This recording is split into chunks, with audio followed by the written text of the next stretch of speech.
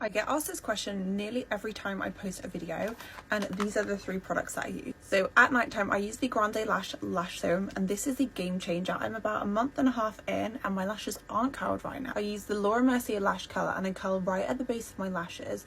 Do this for a good like 10 seconds or so, and look at the difference that makes. Like, look how curled they are, and they already look so much fuller. Wonder Lash mascara, and this is amazing.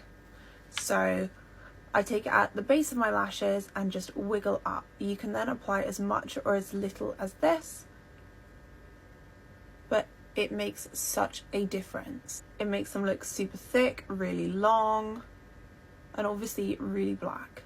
So this is my current favourite mascara. So I'm pretty messy with how I apply my mascara, but that's fine. I could just flick it off with a spoolie once it's dried. But this is with the mascara on one side, this is with no mascara.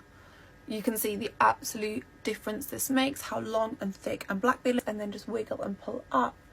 This is honestly like the best technique. And then I sometimes do it like this, and then I will always coat the backs of my lashes. And this is what my lashes look like up close. This is what my lashes look like with like all 3 steps kind of complete.